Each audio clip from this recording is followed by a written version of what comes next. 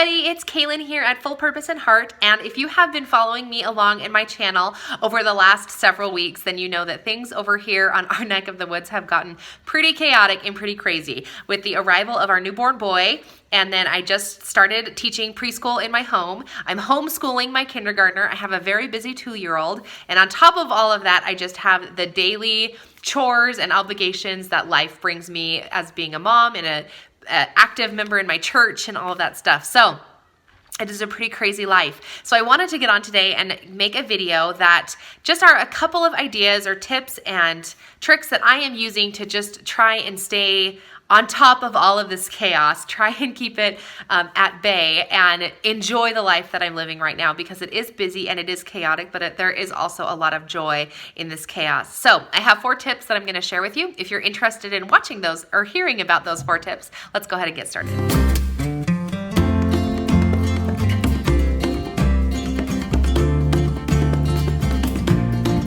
It is a chaotic life, as I've mentioned before, but it is a joyful one. And I have 4 things that I have made it a point to integrate into my life that have kind of helped the storm be a little less crazy and at least let me stay afloat in this craziness. So, have I used enough metaphors yet? I feel like I've just used like 12 metaphors in that last sentence, but you get what I'm saying, okay? So the first thing is, my first tip is a little phrase, I guess. I don't know. I didn't make it up. I probably read it somewhere. But anyway, when I first get out of bed in the morning, I've trained my brain to continually think the words, but first God. And it really is the first thing that I try to do in my life. You know, I heard an analogy that was really impactful to me. So I'm going to share that with you today. So it was a woman who's very athletic and she loved playing soccer. And all during her youth, and during her college years, she loved to just get on the field and play the sport. And she was actually really good at it and she loved it. But as most lives do, we kind of carry on in our journey and we get married and then we kind of get into our careers. We have children and we just kind of get caught up in all of this busyness of life. Well, she still loves to go to soccer games. She loves to sit on the sideline and watch the sport. She likes to watch the sport on TV, but she hasn't played in many years. So she decided one day that she wanted to get back onto the field and play soccer and get her body back in shape and get back into the sport now that her children were grown and she kind of had more time on her hands. So she did, and she loved it. And eventually, over time, she did get better, and she joined kind of like a city league team, and she played soccer again. But she used this analogy to teach about our involvement in our spiritual life or in our dedication and devotion to the Lord. And it really struck a chord with me because she was saying, in one chapter of her life, she was very involved in reading her scriptures and attending her church meetings and praying and being a good disciple of the Lord. And then somehow her life kind of changed a little bit and she was still very involved in her spiritual life, but more on the side instead of like as a bystander or as a, what do you call it when you watch on the side of the sidelines? I've forgotten the term of what I'm trying to say, but you get it. Somebody who's just watching the sport as opposed to playing it. And she felt that that's what she had done to her spiritual life, is that she was still a very involved member of her church community, and she was still very involved in sharing her testimony to her children and raising her children in the gospel. But for herself, she no longer participated in the daily holy habits that she wanted.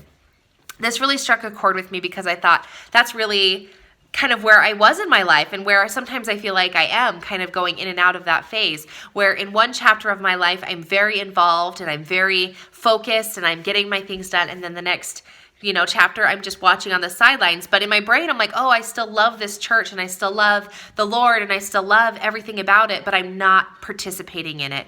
And I really believe that a bigger reward comes when you're participating in your faith and participating in your gospel or in truth. So from that little analogy, I have really made it a point to try and be more spiritual and more committed to getting the word of Christ into my life and reading my scriptures every day and just having a moment with the Lord.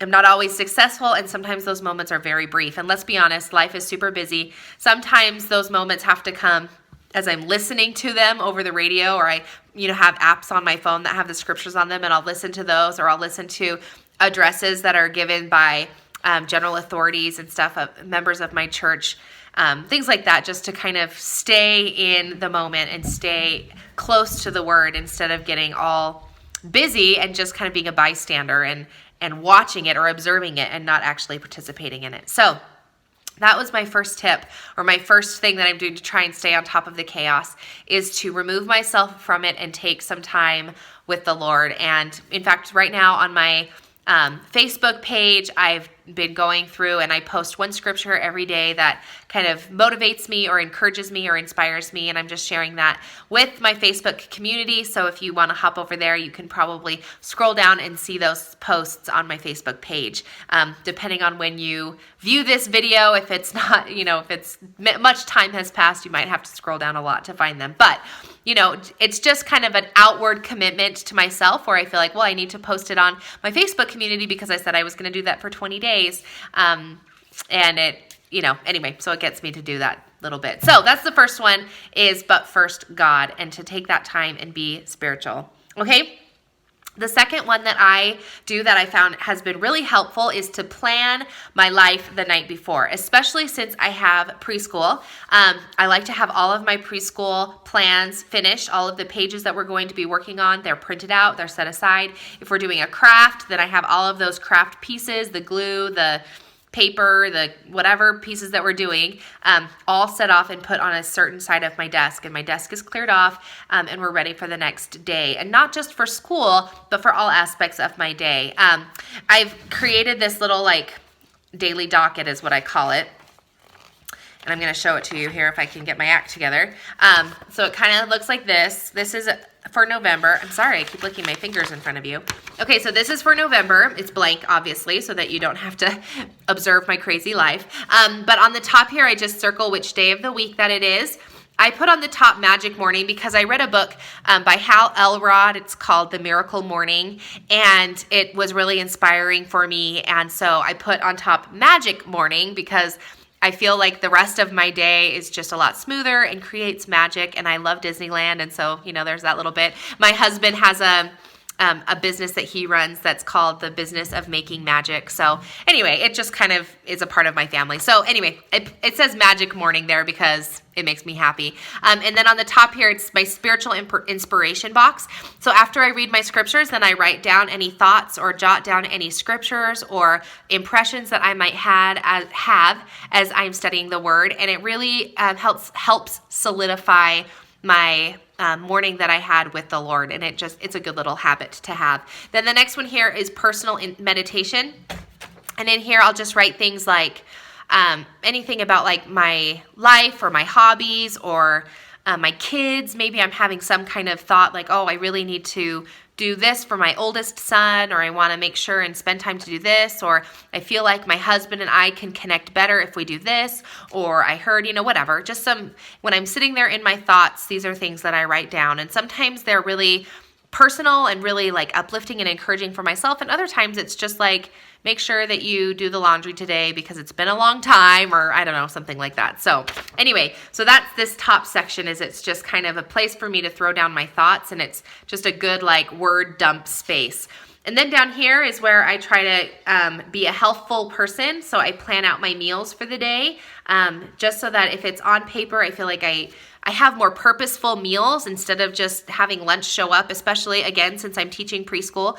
It's important for me to have a plan of what I'm going to be feeding my kids, even if it is just a peanut butter and jelly day, or if we're going to pull out yogurts from the fridge with some crackers, or whatever it is that we're having for lunch that day. If I write it down and I have it in my brain, then when the preschool kids leave, then it's not a big deal for me to come in the house and already be like, okay, this is what we're going to have. I have all of the ingredients for it, and I can put it on the table in not too much time and get on with my day. So anyway, I like to plan my meals.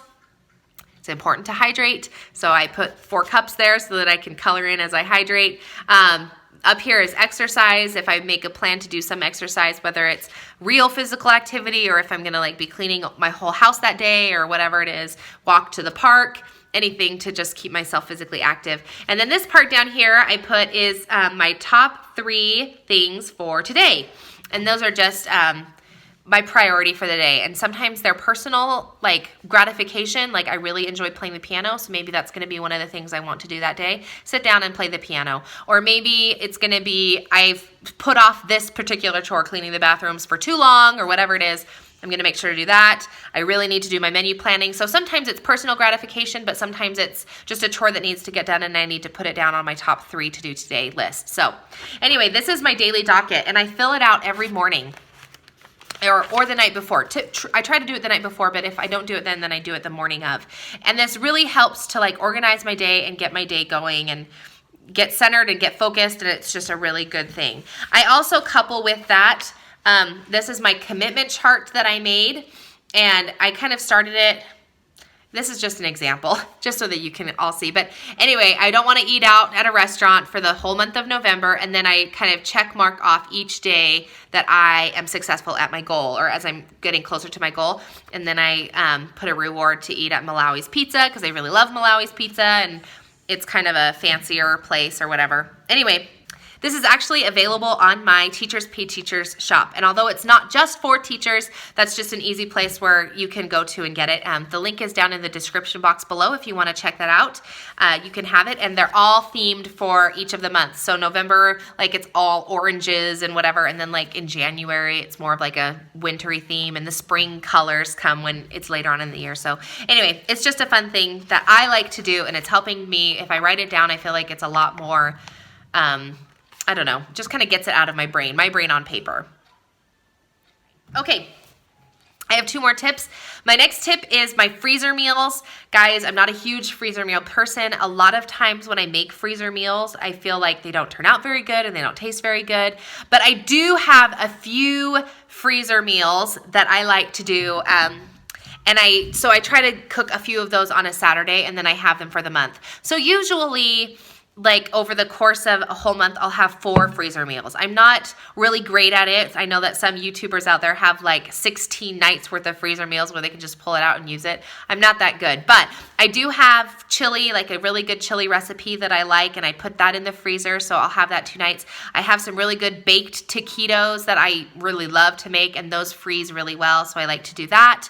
And then I also have like baked ziti. It's like pasta and tomato sauce or whatever, and hamburger or sausage or both, whatever, inside. So anyway, that's also a really good one. And then I have enchiladas. So I have these 4 meals that I kind of rotate, and I'll cook them all up on a Saturday, and then I'll have them throughout the whole month. So I'm not a great freezer meal person, but a freezer meal definitely helps on those days where I just cannot, seem to get my life together. I will say, kind of as a side note, is that menu planning is huge for me. I grew up in a home where menu planning was a part of my life. So I watched it done through my mom, and then that's how I've tried to live my life. So menu planning has always been helpful for me as well, just to kind of keep the meals on the table each night. There's that joke where it's like, you want dinner again? I just made you dinner last night. Anyway, so, but menu planning does help. And sometimes having a freezer meal is a benefit for that as well. Okay. I have one last little thing that I keep in mind to try and stay on top of my chaos and to tackle everything that I need to, and that is to be flexible. It is so important in life just to roll with the punches and be like, all right, like whatever happens is fine. And if we don't have the meal that I planned that night, then it's fine if we have cold cereal or pancakes or whatever, and not to be worked up about it, because it's those feelings of stress and not being able to complete all the tasks that you need to or that you want to. That's where I get all worked up and I stop enjoying the life, and I really feel overwhelmed. So I've kind of always been really blessed and been able to keep this attitude of like, you know what, I'm doing the best that I can, and we're having a good time, and we're just going to keep going. So I would encourage you to just stay flexible, be flexible, roll with the punches, and be okay. Like if the plans that you make don't happen, or you're not reaching, you don't want to go out to eat, but you end up going out to eat, it's whatever. It's not a big deal. Try again tomorrow. But we always want to try and do better. But if we're not making the mark, then that's what tomorrow is for, because heaven knows that I don't make the mark every single day. But anyway, these are just a couple of tips that I have been using, and it really has helped keep everything, all the craziness that's going on in this chapter of my life right now, it makes it happen, and it makes it happen joyfully, and we're kind of making our way. Now, I can hear my baby crying, so I've got to run. But if you liked this video, give me the thumbs up and subscribe to my channel if you haven't done so already. You can consider doing so because I like to post lots of videos about homeschool and life and just the busyness that I'm doing. We're teaching kindergarten and preschool right now, so if those are the ages of your kids, then my channel may be helpful for you because I like to give tips and updates and things that we do in our homeschool and that sort of thing. So subscribe if you are interested. Anyway, have a great day, guys, and we'll talk to you in another video.